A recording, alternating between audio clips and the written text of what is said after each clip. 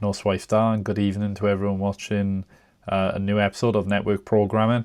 So we've got up to chapter 5, system calls or bust, and we effectively worked through 5.1 and we created a fun little program called showip.c. Now, for those who don't know, showip.c is effectively a program which allows you to run an executable along and pass through the argument of a host name.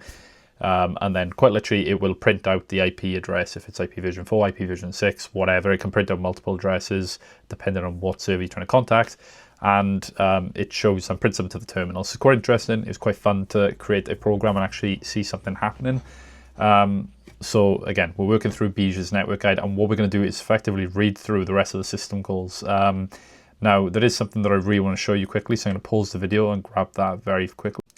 Right, okay, so this is effectively what I wanted to show. Now, bear in mind that this is quite literally a screen grab that I got from some slides online. You can see that they have referenced it inside the slides, but if you want to find this, just do a simple search, something like system calls in C or network system calls in C, and you'll find it straight away, okay? So this is from the slides. I should give credit to whoever has these slides up online. But they were shared online publicly, so that should be no problems there, okay? But the reason why I like this diagram, okay, and the reason why I think it's quite useful is because it breaks down the system calls that are used for the server and for a client. So for example, you will have a server that is going to use socket, the system called socket bind. I believe socket is effectively just creating the interface that allows us to communicate over a network, over a given port. Well, I say over the network, it provides us with an interface so we can communicate to other devices, and then we bind that to a port. We then listen, and then we accept a connection when that happens, and then we can then read and write data until we close the socket. So I wanted to show that because I feel like that's a nice little visual there then for what we're going to be doing and what we're going to be reading through. Now again, I'm not an expert, and there's probably some things we're going to pick up on. Another thing that I wanted to clarify though is that get address info is actually not a system call, and somebody else picked this up before. Actually, I got very fortunate, so some of you may know that I do use AI, but only in minimal sense. I don't think that AI should be relied upon. I don't think it should be used to do all your programming for you. I've got Claude Code. It's fantastic what it can do, but it's also quite dangerous because, you know, it's effectively, you know, it can create full applications for you. And if you're not thorough and if you're not reading through the code, if you don't have a good understanding of it, you leave yourself vulnerable then in that given case. So anyway, moving on. Somebody quite literally said that they were reading through Beej's guide and they found get address info, but they ran a program called, or ran their program with strace. And strace, I believe, it effectively just runs your program, but it also picks out all the system calls that are being used throughout your program. And it is true, actually. So it's not a system call, and his investigation proved it. Okay. And there's a way in which you can find all the system calls, okay, in the man pages. You know, I didn't go through that. I just did a simple search on Stack Overflow and found that. So, you know, you guys, it's probably good to be aware of that. So I apologize. It's a library call. It's not a system call. But anyway, moving on. Okay, so we're going to read through this as quick as we can because I want to be programming. I don't want to be doing too much reading, although this is important. I could have done this in my own time, but I feel like it's sometimes enjoyable for you guys to watch through this if you are trying to learn from scratch, as am I, and it gives you somebody to read it for you. So anyway, socket, get the file descriptor. So I guess I can put it off no longer. I have to talk about the socket system call. So here's the breakdown. So these are the two header files that need to be included. It returns an integer. It's called socket. We have to say what domain, or sort of what family the IP address is going to be. So if it's IPv4, IPv6, we have to specify that. We also have to specify whether it's a stream or a datagram. So stream, again, is reliable for TCP, which is going to be a protocol, or datagram and UDP. Okay, that depends. But what are these arguments then? So they allow you to understand what kind of socket, or they allow you to say what kind of socket you want. Okay, so again, you know, if IPv4, Vision6, datagram, stream, so on. It used to be that people would hard code these values, and you still can absolutely do that. So you can say PF inet or PF inet6, sock stream, blah, blah, blah. You can just effectively be very specific if you want to, but we don't have to, quite literally, okay? So the PFNet thing is very close to the AFINet. So for those of you who aren't familiar what it's talking about here, so right, so they mentioned effectively PFINet, and usually in the previous programs you would assume we used AF. So AF stands for address family, and a PF I think stands for protocol family. So let's read this. I think it explains it down here somewhere. So they're so closely related that they actually have the same value, and many programmers who call socket will still use AF INET. So don't worry about it if you just put AF INET through, although you probably should use PF INET, because I think that's what it's effectively intended for. So Give some milk and cookies, because it's time for a story. Once upon a time, a long time ago, it was thought that that maybe an address family, what the AF in AF INET stands for, might support several protocols that were referred to by the protocol family, what the PF in PF INET stands for, and that didn't happen, and they lived happily ever after. The end. I love the way this is written. It's it's just, and also that's such a tedious thing that none of us would know about if they hadn't written about it, unless you've read books on this sort of stuff. So, you know, great stuff. Anyway, so the most correct thing is to do is to use AFINet in your struct socket address in, and PFINet in your system call socket. Anyway, enough of that. What we really want to do is use the values from the results call to get address info. So get address info, again, they did say it was a workhorse of a I'd say system call, a function call, procedure call. And then we feed them to socket. So effectively then get address info is going to get the information of an IP address for us. It's going to store them in a struct. And then we can call upon them directly when we use socket. So again, this is all the stuff that is commented out here. It's effectively just getting rid of code that we would have already typed up in the previous examples. And then it's effectively saying that where this would be used. So he's created, oh, I don't know if I've done that. Okay. So he has created, he's using the socket system call, wherever the family is, wherever the sock type, and whatever the protocol is. So this is from results now, okay? And then it's storing that value then, which is an integer, in S. Okay, so socket simply returns you a socket descriptor that you can use in later system calls, or -1 on error. The global variable error number is set to the error's value.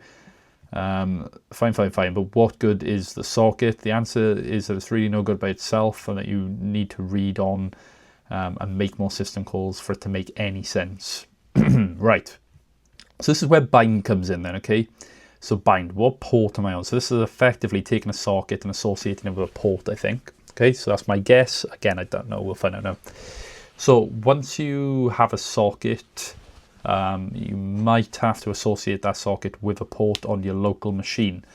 This is commonly done if you go into listen for incoming connections on a specific port. So multiplayer network games do this when they tell you to connect to port to 192.168.5.10 on port 3490. The port number is used by the kernel to match an incoming packet to a certain process's socket descriptor.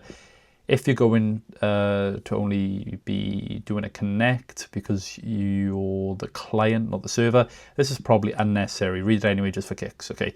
So again, the idea that I have, okay, and this is what I currently understand about all of this, we are going to need to effectively create a server.c file and a client.c file. And effectively the server, again, we looked at that little diagram earlier, will have its own set of instructions that need to be followed. And then the client will have its own set of instructions they'll have to follow. So bind is important for the server. It's not important for the client, okay? Because we only need bind if we're listening on a given port. And that's effectively what that paragraph means, I believe, okay? Right, so here is the synopsis for the bind system call. It returns an integer, again, bind. We pass through the socket file descriptor, the sock address, so whatever the address is, and the address length. Now, I don't know what the purpose of the address length is, but I'm sure we might describe that later on. So sock FD is the socket file descriptor returned by socket. My address is the pointer to a struct sock address that contains information about your address, namely the port and IP address. Address length is the length in bytes of that address. So Hugh, that was a bit of bit to absorb in one chunk. Let's have another example that binds a socket to the host program. Socket to the host to host to the host program, I'm not sure, is running on port 3490. Okay, so this is what it looks like. So again, this is stuff that we've seen earlier. So memset, clearing the struct. We're saying that we don't care if it's IPv4 version 6, we want it to be socket stream, and AI passive, fill in the IP for me. We get the address info then, and again, because I'm assuming this is the server, we effectively set that to null, and we just say this is the port that we're going to be listening on. Make the socket, which again is just going to be stored not in S this time, but in socket file descriptor, and then we bind socket file descriptor, the address in my results, and the address length also found in the results struct. So by using the AI passive flag, I'm telling the program to bind the IP of the host it's running, on the host it's running on. If you want to bind to a specific local IP address, drop the AI passive and put an IP address in for the first argument on get address info. Bind also returns a -1 on error and sets error number to the error's value. So lots of old code manually packs the struct socket address in before calling bind. Obviously this is IPv4 specific, but there's really nothing stopping you from doing the same with IPv6, except that using the address info is going to be easier generally. Anyway, the old code looks something like this. So this is not necessary then, I guess, to read. So in the above code, you could assign in address any to the S, to the struct address field if you wanted to bind to your local IP address. Like the AI passive flag above, the IPv6 version of in address any is a global variable in 6 address any that is assigned into the sign 6 address fields of your struct socket address in 6. There's also a macro. Okay, this is just all too confusing. I don't know if this is necessary in all honesty, so I'm not too worried about this. It's just the old way of doing things. But again, I guess it's interesting to show how things used to be done. Right, okay, I'm gonna swiftly move past this. I'll read through it, but I'm gonna swiftly move past this. So another thing to watch for is when calling bind, don't go underboard with your port numbers. So all ports below 1024 are reserved, unless you're the super user. You can have any port number above that right up to 65,535, provided that they aren't already being used by another program. Sometimes you might notice you try to rerun a server and bind fails, claiming address is already used. What does that mean? Well, a little bit of a socket that was connected is still hanging around in the kernel and it's hogging the port. You can either wait for it to clear a minute or so, or add code to your program allowing it to reuse the port like this. So int yes equals 1, char yes equals 1, Solaris people use this. Set sock opt listener. Okay, so I'm just assuming this clears the port then. So one small extra final note about bind. There are times that you won't absolutely have to call it if you are connecting to a remote machine. You don't care what your local port is, as is the case with Telnet, where you only care about the remote port. You can simply call connect. It'll check to see if the port is unbound and will bind it to an unused local port if necessary. Right, okay. Right. Okay, that's fine. Awesome. Okay, so that makes sense. So far then we've covered get address info, we've covered socket, which is the first system call we're going to have to call, and then bind, which binding that socket to a port. Okay, the next then is going to be connect. Okay, so connect, here you. Let's just pretend for a few minutes that you're a Telnet application. Your user commands you, just like you're in the movie Tron, to get a socket file descriptor. You simply, you comply and call socket. Next, you tell the user what you want to connect to. 10.12.110.57 on port 23, the standard Telnet port. Yow, what do you do now? Luckily for you, program, you're now pursuing the section on connect, how to connect to a remote host. So read through yourself, it's no time to lose. The connect call is as follows. So it returns an integer again, takes through the sock file descriptor, the address and the length. So it's exact same as bind then, effectively. So socket file descriptor is our friendly neighborhood socket file descriptor as returned by the socket call. Server address is our structured socket address containing the destination port and IP address.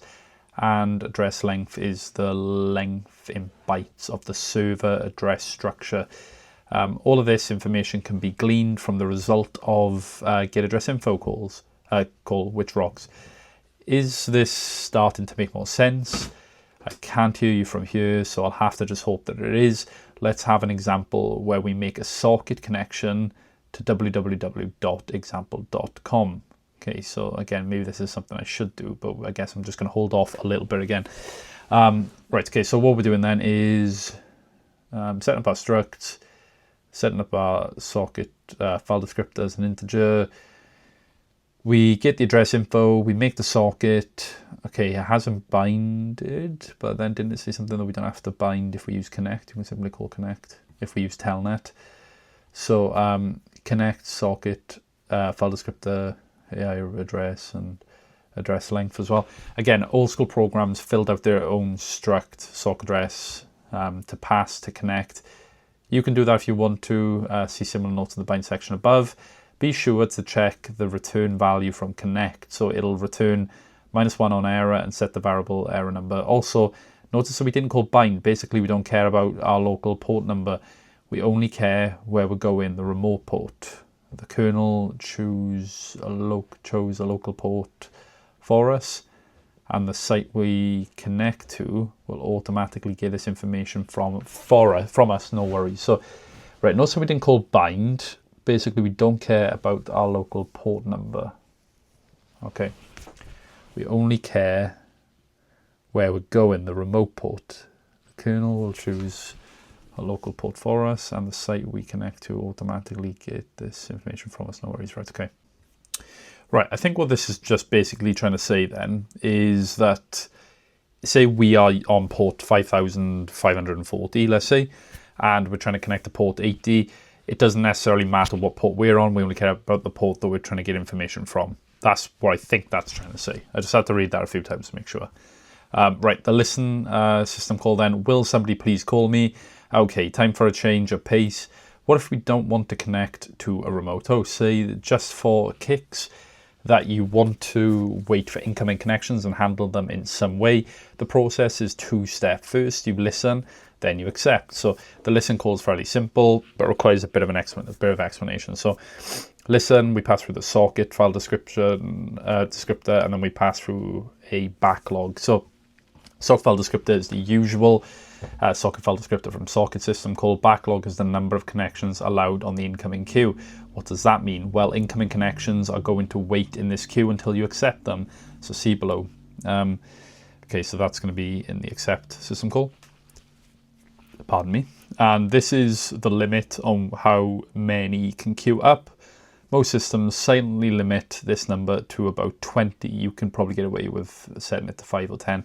Again, as per usual, listen returns a -1 and sets error number on error. So, well, as you can probably imagine, we need to call bind before we call listen so that the server is running on a specific port. You have to be able to tell your buddies which port to connect to. So if you're going to be listening for incoming connections, the sequence of system calls you make is we have to get the socket address info, we have to call socket, and then we have to call bind, and then listen, and then accept goes after. I'll just leave that in the place of sample code since it's fairly self-explanatory. The code in the accept section below is more complete. The real tricky part of this whole shebang is the call to accept. Okay, so I think we've got many left. We've got send and receive, send to and receive from, close and shut down. I think a lot of these are self-explanatory now. Right, so accept then, okay? Get ready. The accept call is kind of weird. What's going on? What's going to happen is this. Someone far, far away will try to connect to your machine on a port that you are listening on. Their connection will be queued to wait till they accepted. You call accept, and you tell it to get the pending connection. It'll return you a brand new socket file descriptor to use for this single connection. That's right, suddenly you have 2 socket file descriptors for the price of 1. The original one is listening for more new connections, and the newly created one is finally ready to send and receive with there. So the call is as follows. We pass through a socket file descriptor, the address, and the address length, so similar to the other system calls we've used then. Okay, so socket file descriptor is the listening socket descriptor. Easy enough. Address will usually be the pointer to the local struct in sock address in storage. Storage. This is where the information about incoming connection will go, and with that you can determine which host is calling you from which port. So address length then is a local variable integer that should be set to size of before its address is passed to accept. Accept will not put more than that many bytes into address. If it puts fewer in, it'll change the value of address length to reflect that. So guess what? Accept returns -1 on error. Bet you didn't figure that. Okay. So is this actually no? So this is I thought this was a complete program then, but I think we're coming up to that in the next chapter. So we'll have to look at that probably in the next episode. Like before, this is a bunch to absorb in one chunk. So here's a sample fragment for your per usual. Right, okay. So, right, let's breeze past this. And we get address info, socket file descriptor, we set bind, we listen, we backlog. Now you accept an incoming connection. Right, okay, so, right, what are we doing here? So address size of their address. Again, there's left parenthesis there. New file descriptor, accept, and then we pass through the size, is it? It's address size somewhere? Yeah, here. Okay, that makes sense. And then we're ready to communicate on the new socket the new file descriptor. So that makes sense. It kind of all feels a bit more complete now, and a bit, get a bit of an understanding as to what it is, how it all fits together. So the next bit then is sending and receiving to and from. So let's have a look at this. So these 2 functions for communicating over stream sockets, connected datagram sockets, or connected datagram sockets. If you want to use regular unconnected datagram sockets, you'll need to see the section on send to and send from. Okay, so we're not going to worry about that for now. In fact, we'll probably ignore that. So I'm assuming that's what that's about. So, okay, so I'm going to leave this for now, and if we ever decide to do that, we'll come back to it. Right, so here's the send call then. So we have send, socket file descriptor, whatever the message is, the length of the message, I'm assuming, and flags as well. So socket file descriptor is the socket descriptor you want to send data to, whether it's the one returned by socket or the one you just got with accept. So message is the pointer to the data that you want to send, and length is the length that data of that data in bytes. So just set flags to be 0. So it looks something like this then. So some sample code might be the message Beej was here, int length size, so I guess we set the length, string length. Byte sent would be send, and then the file descriptor, the message, the length, and then we pass through 0 at the end. So we haven't done anything with this yet though, have we not? So we just stored it in byte sent. I'm sure it's going to explain that shortly, but anyway, right. Send returns the number of bytes actually sent out. This might be less than the number you told it to send. See, sometimes you tell it to send a whole gob of data and it just can't handle it. It'll fire off as much data as it can and trust you to send the rest later. Remember, if the value returned to send doesn't match the value in length, it's up to you to send the rest of the string. The good news is, if the packet is small, less than 1 kilobytes or so, or 1K or so, sorry, 1 kilobyte or so, 1 kilobyte, 1K bytes, wherever. It's just so much to take in at once. Anyway, it will probably manage to send the whole thing all in one go. Again, -1 is returned on error, and error number can be set to error number. So the receive call is similar in many respects. So we receive and then we do the exact same thing, but we actually use a buffer here, not a message. Okay, so socket file descriptor is a socket to read through, the descriptor to read from. Buffer is the buffer to read the information into. Lead is length, sorry, is the maximum length of the buffer, and flags can be set to 0 again. Right, so receive returns the number of bytes actually read into a buffer, or -1 on error. Wait receive can return 0. This can mean only one thing. The remote side has closed the connection on you. A return value of 0 is received's way of letting you know that this has occurred. That was easy, wasn't it? Now you can think. Now you can now pass data back and forth on stream sockets. You're a Unix network programmer. Okay, so again, this is datagram. I'm going to ignore that for now, and we're just going to go on to the final chapters or final sub-chapters. So close and shut down. Get it on my face. You've been sending and receiving data all day long, and you've had it. You're ready to close the connection on the socket descriptor. This is easy. You can just use the regular Unix file descriptor close function. So close socket file descriptor. This will prevent any more reads and writes on that socket. Anyone attempted to read and write on that socket on the remote end will receive an error. So just in case you want a little more control over how the socket closes, you can use the shutdown function. It allows you to cut off communication in a certain direction or both ways, just like the close does. So synopsis then, it gives you a bit of a breakdown of that. Socket file descriptor is the descriptor you want to shut down, and how is the one of the following. So 0 further receives disallowed, further sends are disallowed, or 2 then would be further sends and receives are disallowed like close. So shutdown returns 0 on success and -1 on error. If you design to use shutdown on unconnected datagram sockets, it will simply make the socket unavailable for further send and receive calls, remembering that you can use these if you connect your datagram sockets. It's important to know that shutdown doesn't actually close the file descriptor. It just changes its usability to free a socket descriptor.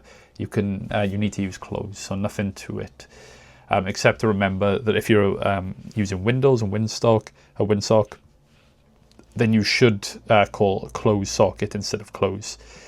Right, so last two then. Get peer name. Who are you? This function is so easy. It's so easy, I almost didn't give it its own section, but here is anyway the function.